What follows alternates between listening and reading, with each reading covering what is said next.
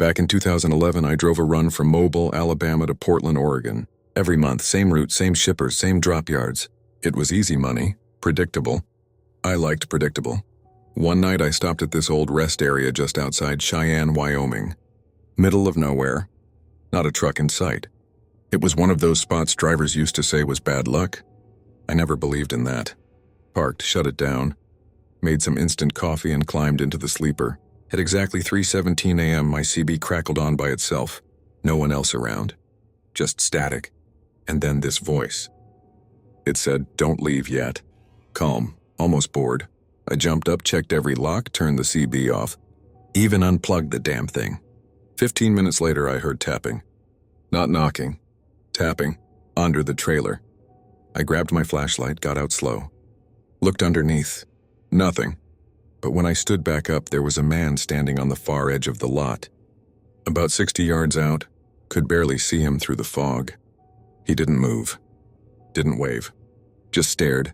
I called out. Nothing. I blinked. He was gone. Got back in the cab. Didn't sleep, just waited for daylight. That morning I drove off. Didn't think much more of it. Just chalked it up to being tired and too much caffeine. A couple weeks later, I passed through the same area again. Didn't plan on stopping, but my GPS glitched. Told me to take the exit, same one. When I pulled in, I saw another truck there. Older rig. Banged up. Looked like it hadn't moved in years. And on the back door of the trailer, spray painted in white. Did you listen? I froze. That night came rushing back. I walked up to the truck. Dust on the windows, no footprints around. But inside the cab on the dash was a logbook. Open. Dated 2004, 7 years before I ever stopped there. Same route, same rest stop, same story. Driver's last entry read, "Someone knocked, I checked, didn't see them, but I can still hear them." That truck? Gone the next time I passed through. No tow signs, no skid marks, just vanished. I've been driving for over 20 years. Seen wrecks, fights, even ghosts of my own decisions. But nothing ever followed me. Until I heard that voice again. 2 weeks ago. Different CB, different truck. Same voice. Don't leave yet. And this time, I didn't.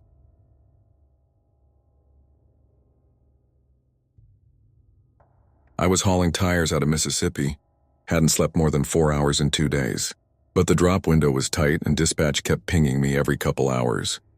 I hit a rest stop around 3:45 a.m., middle of nowhere. Just vending machines and a couple rigs already parked. I pulled into the last slot, killed the engine, and climbed in the sleeper. As soon as I closed my eyes, I started hearing it. Knocking. Soft at first. 3 knocks. Pause. Then again. I looked through the side mirror. Nothing. Opened the door. Nobody. I figured it was just my brain. Half asleep, dreaming with my eyes open. I laid back down. Started to drift off. Then my CB lit up. A voice I didn't recognize came through. "You forgot to lock your trailer." That woke me up real quick. Jumped out, grabbed my flashlight, ran to the back. The seal was still there. But scratched into the dust on the back door was the word check. I checked the lot. Every rig I saw when I pulled in, gone. Nobody around. Just me, and whatever was watching.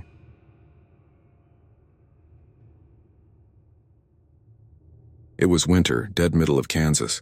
I was hauling steel beams out to Colorado. Blizzard warnings flashing on every sign, but I'd been through worse. I stopped at this little truck stop that looked like it hadn't seen upgrades since the 80s. One gas pump, flickering neon sign. Smelled like freezer-burned beef jerky and cigarette ashes. Inside, the clerk barely looked up. Just said, "Our coffee's fresh, but don't stay long." I asked why. He said, "This place is in between." Didn't explain. Just went back to counting change. Didn't sit right with me, but I figured maybe he meant the weather. Storm was rolling in thick. I got back on the road. Visibility was maybe 20 feet. I kept it slow, 35 tops. That's when I saw a rig pulled over on the shoulder, hazards flashing, driver door cracked open. I radioed on CB, everything all right up ahead. No answer. I slowed and stopped just behind the trailer. Jumped out, walked to the cab. Empty, no one. Then I heard footsteps behind me. Turned fast, nothing. I got back in my truck, locked everything, but something in me felt unfinished. So I checked the dash cam. Footage showed a man walking toward me. but he never reached the truck. He vanished, frame by frame. 1 second there. Next second, gone. When I finally got to the drop in Colorado, the receiver asked why I was 5 hours late. I told him I stopped to check on another driver. He said, that stretch of highway's been closed since 2003. A pileup. A fire. 5 trucks burned, 3 never identified. I checked the dash cam again that night. The footage was gone. Just static.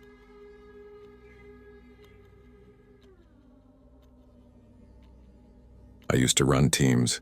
Back when I started, I was always the guy in the passenger seat first learning, watching, asking too many questions. But my co-driver, Mitch, he was one of those old school truckers. Didn't talk much, didn't like GPS, didn't believe in sleeping more than 4 hours. First few weeks, everything was smooth. We'd haul freight out of Chicago down through Tennessee, loop through Texas, then head back northeast. He'd drive nights, I'd handle the day. We kept moving like clockwork. But Mitch had a secret.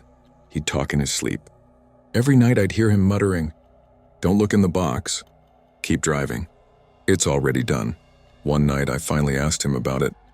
He just stared ahead and said, "Don't ask questions you don't want to carry." I let it go. Until Memphis. We had a late drop at a distribution center. While Mitch was inside talking to the dock manager, I walked around the trailer doing a routine check. One of the side panels had a small dent with dried red streaks running down it. Didn't look like paint, didn't smell like oil. Later that night I asked Mitch if we ever had any accidents. He said no. Then he added, "Some cargo ain't for you to understand." That stuck with me. A couple months later I got a call from dispatch. Mitch was out. Gone. They said his truck was found at a rest stop in Kentucky. Engine cold, doors locked. But no Mitch. No sign of a struggle. No note, no phone. Just his logbook. Open to the last page. And on it, in pen, "I thought I could drive past it, but it's always in the mirror."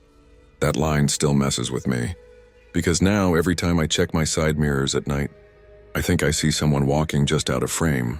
And sometimes when I sleep in the cab, I hear someone whisper, "Don't look in the box."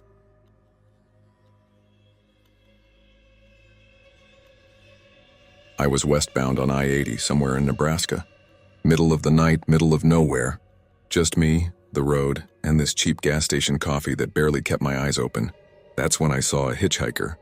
Older man, gray beard, denim jacket, holding up a cardboard sign that said, "Heading home." I never pick people up. Too many stories. Too many risks. But something about this guy, I don't know. I pulled over. Told him he could ride till the next rest area. He nodded, climbed in, and didn't say much. Just stared out the window. I asked him where home was. He said, "Already past it." I just wanted to feel like someone noticed me. Didn't know what to say after that.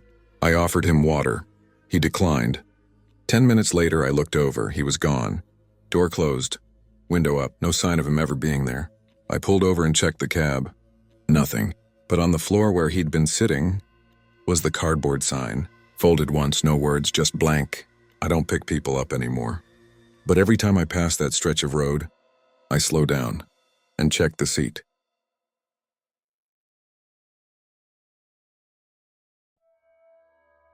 I was fresh off a divorce.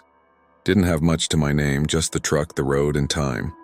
Took a long-haul gig that had me running from Jersey to Washington State. No teams, no stops, just me and the load. Dispatch gave me a weird heads up, though. "This one's delicate, cargo needs to stay cool, no exceptions." I figured it was meds or high-end food or some sensitive chemical. Didn't ask questions. They loaded it at night. Sealed the doors tight. Didn't even let me watch. I hit the road. Didn't think twice. 3 days in, somewhere in Wyoming, I started getting this smell. Like old hospital sheets. Metal. And something sweet but rotting. I pulled off at a rest area. Checked the reefer temp. Normal. Seal was still good. But the smell was stronger at the back doors. I radioed dispatch. They told me to keep driving. Said, "You're on time, that's all that matters." But I couldn't shake it. Next night in Idaho, I woke up from a nap in the sleeper. Swore I heard something shift in the trailer. Not slide, not rattle. Shift. Like someone or something was moving back there. That's when I saw the footprint. One single faint boot print. Right outside the rear trailer doors. In fresh snow. But no prints walking up. None walking away. Just the one. I called dispatch again. Told them I was opening the trailer. They said if I did, I wouldn't be paid. Said they'd blacklist me from the network. You open it, you break the deal. I opened it anyway. Inside, a single casket, chained down, still cold. On the lid, a photo taped with duct tape, black and white. Young woman, and behind it, another picture. Me, from years ago. A photo I'd never seen. I slammed the door shut and just sat there. Didn't finish the delivery. Didn't go home either. I still don't know who she was, or how they got that picture of me. But I've been driving ever since, because whatever that delivery was, I ain't ready to stop and find out what happens when I do.